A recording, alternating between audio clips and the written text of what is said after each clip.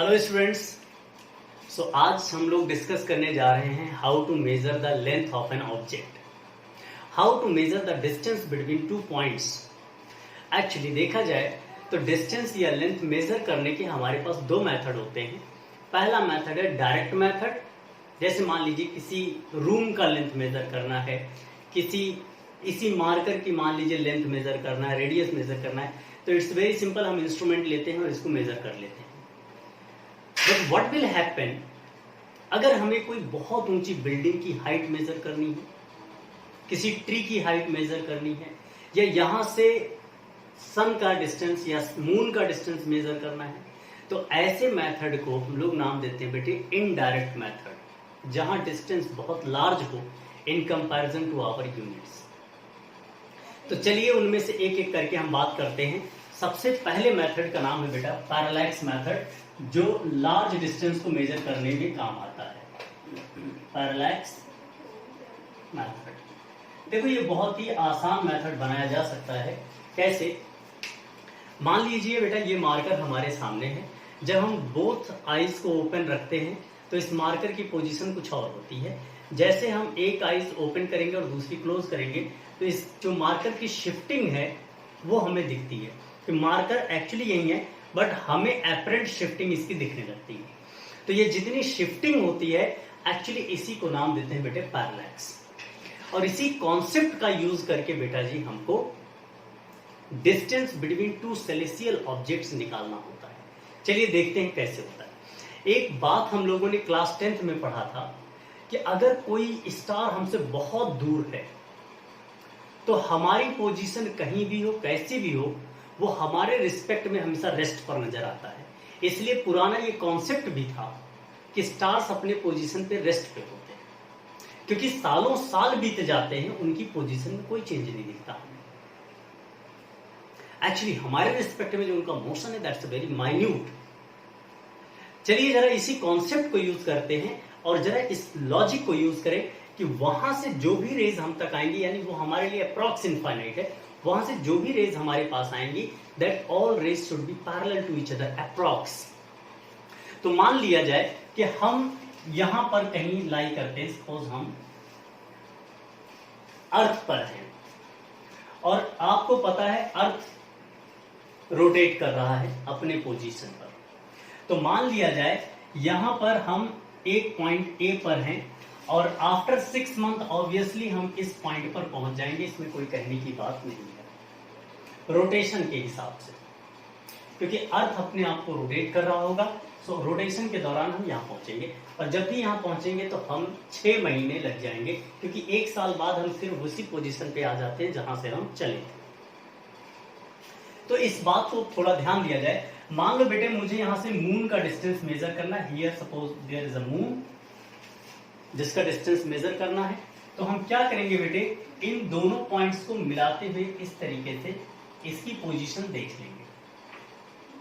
क्या ध्यान से समझना बेटा जी। अब क्या होगा, यहां पीछे कोई बहुत पीछे एक स्टार सपोज अवेलेबल हमारे पास, एक स्टार है बहुत दूरी पर है। तो चाहे आप यहां पर हो बेटे, चाहे आप यहां पर हो, ये बहुत दूरी पर है, बहुत लार्ज डिस्टेंस पर है, इसलिए इसको जब भी हम देखेंगे तो हमारे लिए लगभग पैरेलल रेज ही बना रहा होगा अप्रॉक्स। और यही स्टार जब यहां से जो जैसा रेज बना रहा होगा बेटे, एग्जैक्ट वैसी ही रेज वो यहां से भी फॉर्म कर रहा होगा। तो सिचुएशन को समझो, अगर हम देख रहे थे इस पोजीशन से मून की शिफ्टिंग इधर की तरफ नजर आई, जब हम इधर से देखने लगे मून की शिफ्टिंग इधर नजर आई, दिस बिकम्स द पैरेलैक्स। और इस पूरे प्रोसेस में जो एंगल का फॉर्मेशन हुआ है that angle is called parallax angle. अब चलिए जरा इस सिचुएशन को थोड़ा ध्यान देते हैं बेटा जी, कैसे इसको निकाला जाए। मान लिया जाए बेटा यहां से जो अर्थ का रेडियस है सपोज वो कितना है बेटा जी, आर, कुछ ना कुछ तो डिस्टेंस होगा ही। मान लिया जाए ये रेडियस कितना हो गया बेटा जी, आर, और ये जो डिस्टेंस, ये एंगल है that angle is very small. तो यहां से यहां तक का जो डिस्टेंस होगा ऑब्वियसली ये जो एंगल आपके सामने that will be θ/2 and this also be θ/2। तो अगर ये θ/2 है तो ये एंगल भी हमारे लिए θ/2 का ही काम करेगा। और ये एंगल भी θ/2 बनेगा बिकॉज ऑफ ऑल्टरनेट एंगल।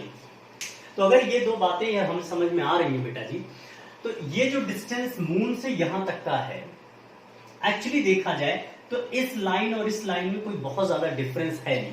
तो जो हाइट यहां पर है वही हाइट अप्रोक्सीमेटली मैं लिख सकता हूं, ये दोनों हाइट अप्रोक्स इक्वल हैं। आप चाहे इसको h डैश लिख लें तो h dash is approx equal to h, that is approximation. अब हम लोग क्या करेंगे बेटे, देखो एंगल हमारे पास है, रेडियस ऑफ अर्थ हमारे पास है, तो हाइट निकाला जा सकता है with the formula angle is equal to arc upon radius. ये हम सबको बात पता है।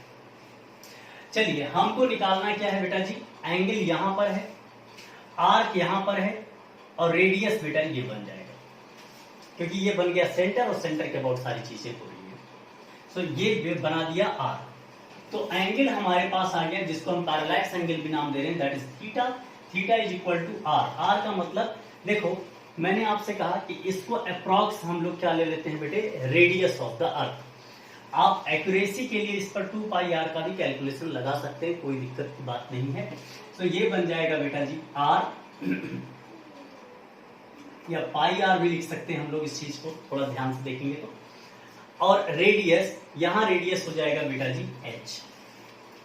सो ये h और ये h अप्रॉक्स इक्वल है, इसलिए थोड़ा सा ध्यान देना। और जैसा मैंने आपको बताया बेटे, अगर एंगल बहुत छोटा होता चला जाता है तो उसके कंपैरिजन में रेडियस भी बहुत छोटा होता जाएगा, इसलिए आर्क और ये डायामीटर हार्डली बहुत ज्यादा अफेक्ट करेंगे इस होल कैलकुलेशन में। सो चलिए जरा ध्यान देते हैं इस पर। h की वैल्यू हमें निकालना है, that becomes pi R divided by theta. Theta का मतलब आप सब समझ सकते हैं, थीटा को हमेशा बेटा किस में लेना होगा आपको, रेडियन में। अगर कभी ये क्वेश्चन डिग्री में भी दिया जाए तो आप आराम से उसको रेडियन में कन्वर्ट करके सॉल्व कर सकते हैं और इस हाइट को हम लोग कैलकुलेट कर सकते हैं। मून है, कोई सैटेलाइट है, तो उसका एक्चुअल डिस्टेंस अर्थ से कितना है वो निकाला जा सकता है। It's very simple. इस तरीके का एनसीईआरटी में क्वेश्चन भी दिया गया है। At the end of this video we will discuss that question also. So तब तक हम दूसरे कॉन्सेप्ट पर मूव करते हैं, लिखेंगे सेकंड यूनिट के बारे में बात करते हैं, that is called astronomical unit. चलिए इसको हटाते हैं और एस्ट्रोनॉमिकल यूनिट पे अब हम बात करते हैं। सो डिस्कस करते हैं बेटे एस्ट्रोनॉमिकल यूनिट के बारे में। ऑब्वियसली ये यूनिट बहुत बड़ी यूनिट है। इस तरीके से एक यूनिट है पैरालैक्टिक सेकंड, ये भी बहुत बड़ी यूनिट है। और इसी तरीके से एक तीसरी यूनिट हम बात करते हैं, that is called light year. ये तीन जो यूनिट्स हमको निकालना, ये पता करना है, ये तीनों यूनिट बेटे लार्ज डिस्टेंस को मेजर करने के लिए बनाए गए हैं। एक एक करके बात करते हैं, इनकी डेफिनेशन से ऑटोमेटिक सारे कंक्लूजन बाहर आ जाएंगे। वन एस्ट्रोनॉमिकल यूनिट का मतलब होता है बेटा distance, average distance, in fact average distance between sun and earth. Sun and earth के बीच का जो एवरेज डिस्टेंस होता है बेटे, उसी को नाम क्या दिया गया है, astronomical unit, one astronomical unit. जरा इस बात पर थोड़ा सा आप गंभीरता से विचार करेंगे।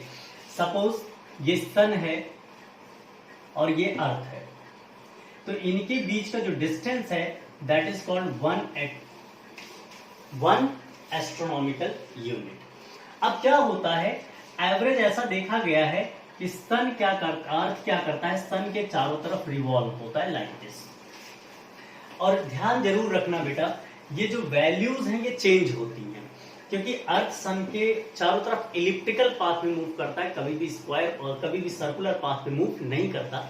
इसलिए ये वैल्यू बेटे एवरेज वैल्यू लिया गया है इनका, इनके डिस्टेंस का।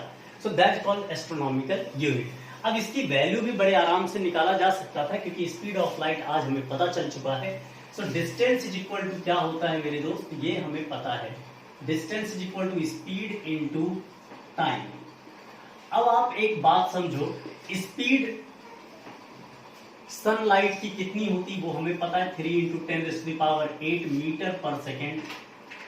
और हमारे तक सन से लाइट पहुंचने में जो टाइम लगता है अप्रॉक्स आप 8 मिनट ले सकते हैं, otherwise 7 minute 52 seconds, 7 minute 52 seconds लगते हैं आप इसको अप्रॉक्स 8 मिनट लेकर भी सॉल्व कर सकते हैं। तो जब आप मल्टीप्लाई करेंगे तो जो भी वैल्यू बेटा यहाँ पर निकल के आएगी that becomes 1 angstrom unit.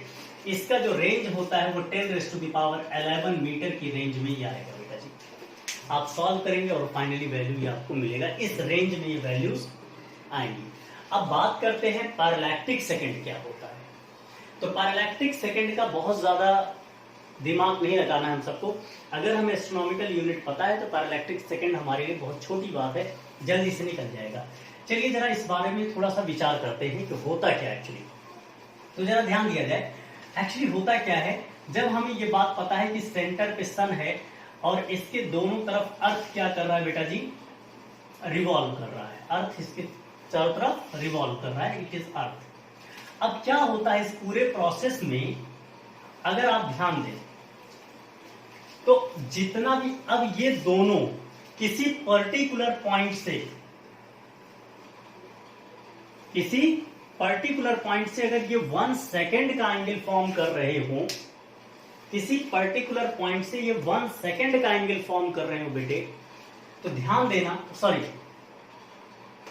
2 second actually लिख सकते हैं। ये दोनों मिलकर अगर किसी पर्टिकुलर पॉइंट पर 2 सेकेंड का एंगल फॉर्म कर रहे हो, आइदर यू कैन से कि जब हम इसको सन से मिलाएंगे तो individual one side form 1 minute. तो इस डिस्टेंस को, ये तो हो गया बेटे 1 एस्ट्रोनॉमिकल यूनिट।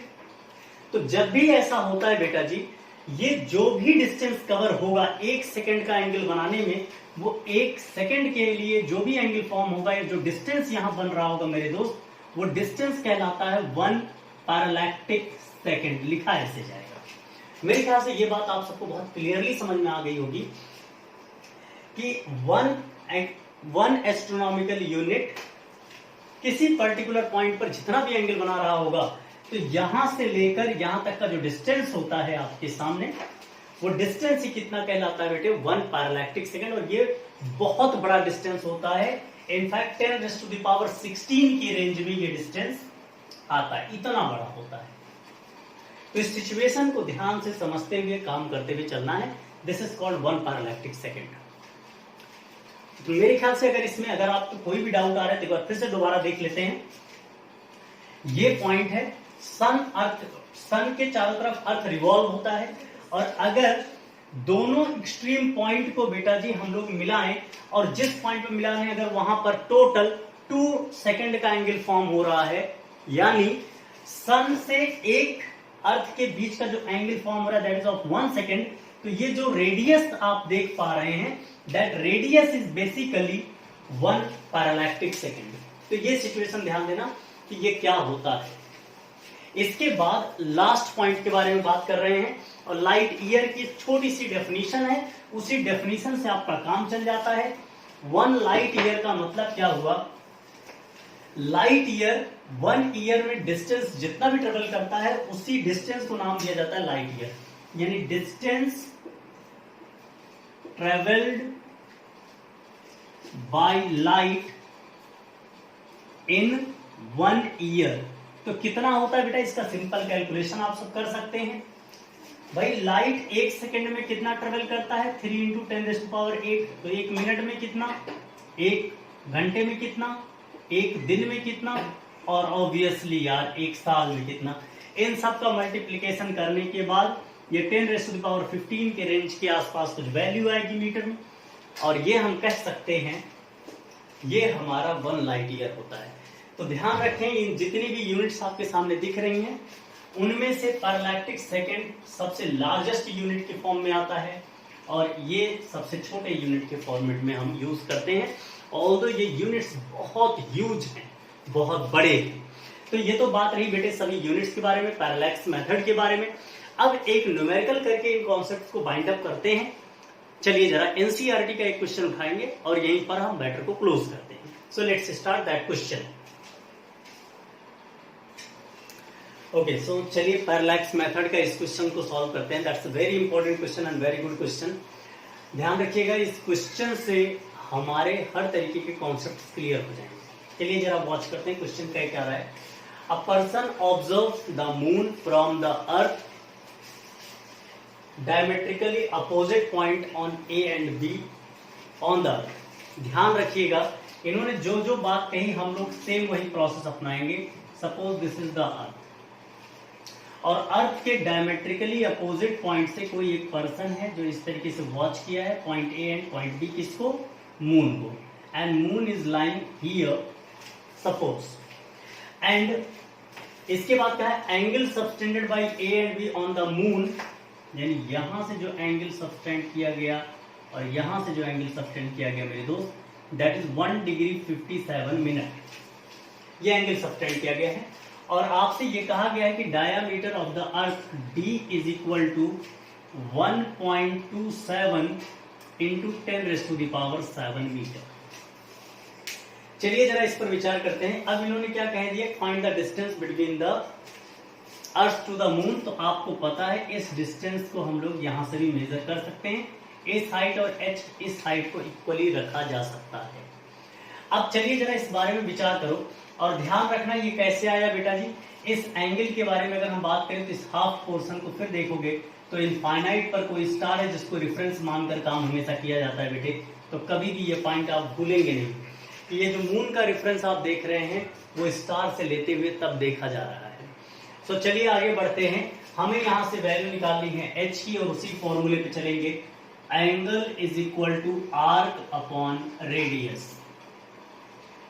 जैसा हमने आपको बताया कि इसका आर्क और डी अप्रॉक्स सेम होता है for the sake of the calculation.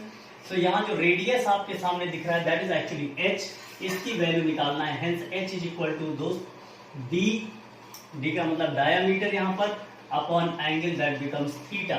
D की वैल्यू कितना आ जाएगा? 1.27 इंटू 10⁻⁷। थीटा देखो बेटे मैंने आपसे कहा था कि आपको रेडियन में लेना पड़ेगा, जबकि यहाँ पर एंगल किस में दिया गया? मिनट और सेकंड में। चलिए इस बात को थोड़ा सा सीख लेते हैं। आपको ये बात पता है कि 1 डिग्री इज इक्वल टू कितना होता है बेटा जी?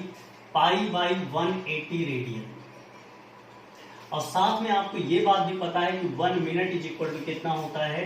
सो 1/60 डिग्री। तो अगर इसी चीज को रेडियन में कन्वर्ट करना पड़े तो कुछ और नहीं करना है, π/180 into 1/60 that becomes the value.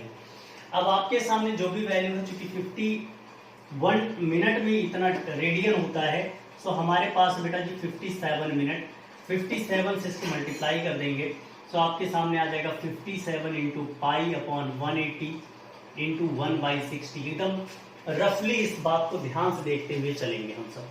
अब ये जो वैल्यूज आपके सामने आई हैं 1 डिग्री 57 मिनट, केवल इन दोनों को ऐड कर देना और यहाँ पर वैल्यू रख देनी है। चलिए हम वही वैल्यू आपके सामने रख देते हैं।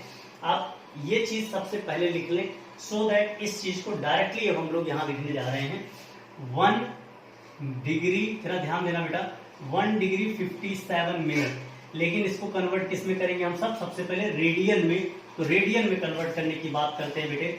सो π/180 प्लस सेम वैल्यू, तो फिर से बेटा π/180 इंटू 57 डिवाइडेड बाई 60।